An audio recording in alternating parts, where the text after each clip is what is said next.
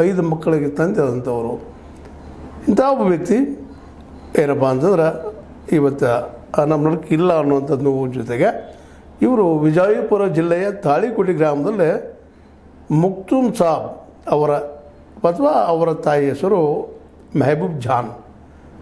ಇವರ ಒಂದು ಸಾಂಗತ್ಯದಿಂದ ಹುಟ್ಟಿದಂಥ ನಮ್ಮ ರಾಜೇ ಸಾಬ್ ಅವರು ಇವತ್ತು 60 ವರ್ಷ ಇದ್ದಿದ್ರೆ ಆಗ್ಯದ, ಮುಗಿದು ಹೋಗ್ಬಿಟ್ಟದ.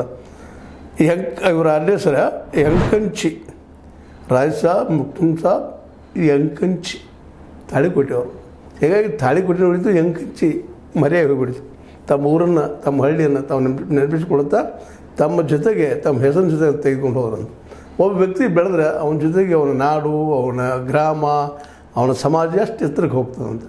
ಮತ್ತು ಇನ್ನೊಂದು ಇಲ್ಲಿ ಗಮನಿಸಬೇಕಾಗಿದ್ದು, ಈ ರಾಜು ಅವರು ಸಹಜವಾಗಿ ಅವ್ರು ನೋಡಿದರೆ ಇವರು ಮುಸ್ಲಿಂ ಅಂತ ಯಾರಿಗೂ ಅನ್ನಿಸೋದೇ ಇಲ್ಲ.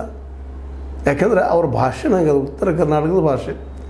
ಅವರಲ್ಲಿ ಯಾವುದೇ ಜಾತೀಯತೆ, ಧರ್ಮಾಂಧತೆ ನಾವು ಎಂದೂ ನೋಡಿಲ್ಲ ಅವ್ರ ಜೀವನದಲ್ಲೇ. ಅವ್ರ ನಗುವಿನೊಳಗೆ ಯಾವ ಜಾತಿ, ಧರ್ಮ, ಮತಾಂಧತೆ ಯಾವುದೂ ಇಲ್ಲ. ಅಂಥ ಒಬ್ಬ ವ್ಯಕ್ತಿ ಎಲ್ಲರ ಜೊತೆಗೂ ಕೂಡಿ ಬದುಕು ಮಾಡಿದಂಥ ವ್ಯಕ್ತಿ. ಅಷ್ಟೇ ಅಲ್ಲ, ಒಬ್ಬ ಸಮರ್ಥ ತಂದೆಯಾಗಿ ತನ್ನ ಮಕ್ಕಳನ್ನ ಬೆಳೆಸುವಲ್ಲೇ ಸಾಕಷ್ಟು ಪ್ರಯತ್ನ ಮಾಡಿದಂಥವ್ರು. ಭಿನ್ನಾಭಿಪ್ರಾಯದ ಮೇಲೆ ಇದ್ದಿರೋದರ ಮನೆಯಲ್ಲಿ ಇಲ್ಲ ಅಂತಲ್ಲ. ಅದೇನೂ ಇರಲಿ, ತಂದೆ ಮುಕ್ತುಮ್ ಸಾಬ್ ಅವರು ಸಹ ಒಂದು ನಾಟಕ ಕಂಪನಿ ಕಟ್ಟಿದಂಥವ್ರು.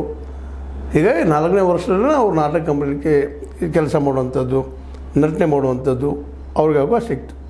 ಅವ್ರ ತಂದೆ ಕಟ್ಟಿದಂಥ ಖಾಸಗತೇಶ್ವರ ನಾಟ್ಯ ಸಂಘ ಅದ್ರ ನಂತರದಲ್ಲಿ ಬಂದಾಗ್ತದೆ. ಅವ್ರ ತಂದೆ ಇವರು 11 ವರ್ಷ ಇದ್ದಾಗ ಅವ್ರಿಗೂ ಆರೋಗ್ಯ ತಪ್ಪಿ ತಂದೆ ತಾಯಿ ಇಬ್ಬರು ಹೋಗಿಬಿಡ್ತಾರೆ.